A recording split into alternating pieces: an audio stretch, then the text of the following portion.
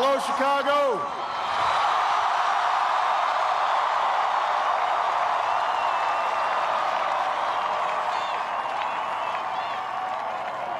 If there is anyone out there who still doubts that America is a place where all things are possible, who still wonders if the dream of our founders is alive in our time, who still questions the power of our democracy, tonight is your answer.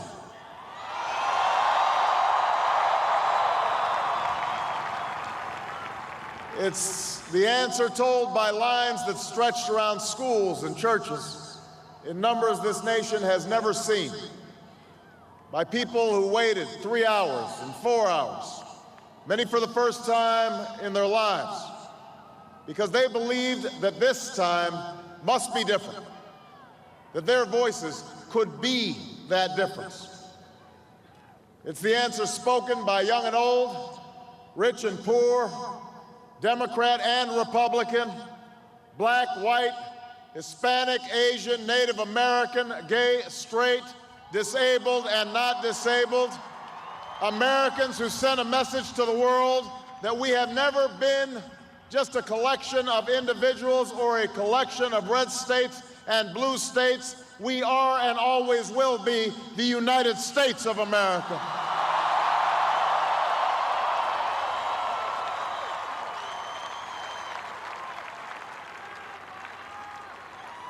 It's the answer that led those who've been told for so long by so many to be cynical and fearful and doubtful about what we can achieve, to put their hands on the arc of history and bend it once more toward the hope of a better day.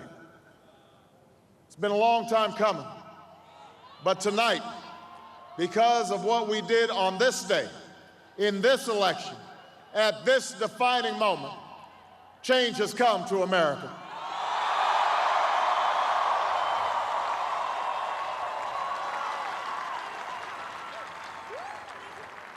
A little bit earlier this evening, I received an extraordinarily gracious call from Senator McCain. Senator McCain fought long and hard in this campaign, and he's fought even longer and harder for the country that he loves. He has endured sacrifices for America that most of us cannot begin to imagine. We are better off for the service rendered by this brave and selfless leader. I congratulate him. I congratulate Governor Palin for all that they've achieved, and I look forward to working with them to renew this nation's promise in the months ahead.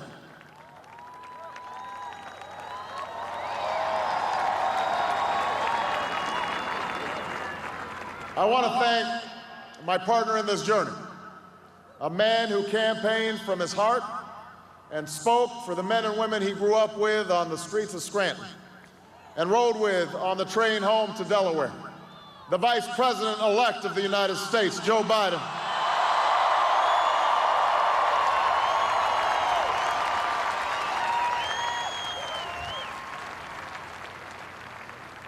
And I would not be standing here tonight without the unyielding support of my best friend for the last 16 years, the rock of our family, the love of my life, the nation's next First Lady, Michelle Obama.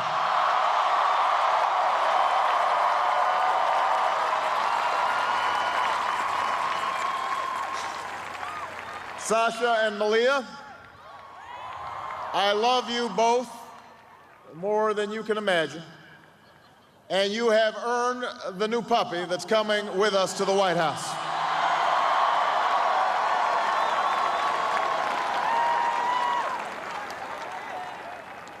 And while she's no longer with us, I know my grandmother's watching, along with the family that made me who I am.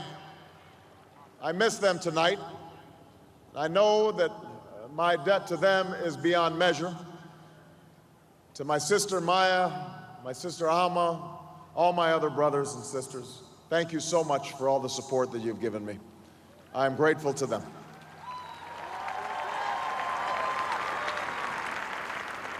To my campaign manager, David Plouffe,